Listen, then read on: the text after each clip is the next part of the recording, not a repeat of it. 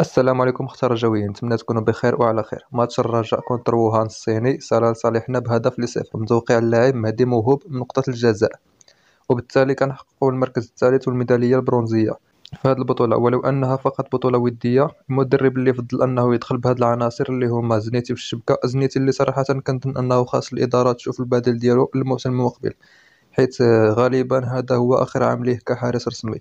وإن شاء الله إلا لعبنا العام الجاي العصبة ما كرهتش يكون في البونتوش، باش إن شاء الله إلا ربحناها يكون كمل جميع الألقاب الممكنة، حيث كاملين كنعرفوا زنيتي أنه كينقصو فقط لقب العصبة نكملو. كما قلت زنيتي في الشبكة، زيلا اللي بدا كظهير واللي تفاجأت به حيت ظاهر، عراسي، مقدم، زريدة، بولكسوت، مكازي، مبارك، دومينغو، بوزوق، وموهوب.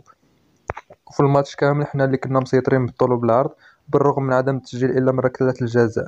وحتى في الماتش ضد الزمالك ما قدرناش نسجلو غير من نقطة الجزاء، الشيء اللي كيدل على عدم الفعالية امام المرمى.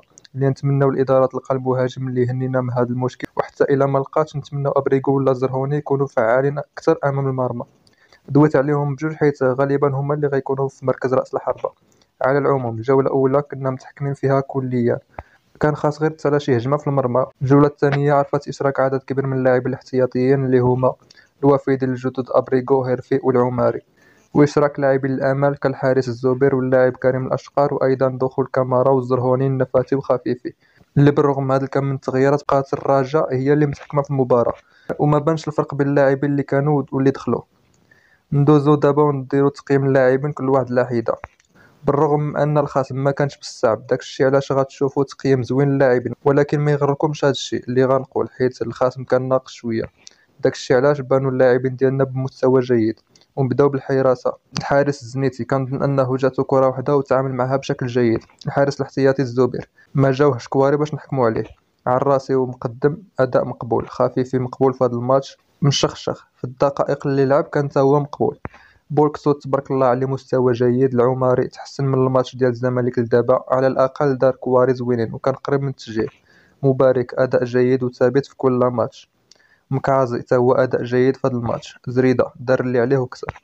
كامارا خدمه نقيه كيدير. هيرفي كمل الخدمه اللي بداها كامارا. دومينغو تالف، وصراحه ما عرفتش انا مالو، واش مازال ما انسجمش ولا كيفاش. السيد كوايري ولكن ما قادرش يعطي داكشي اللي عنده.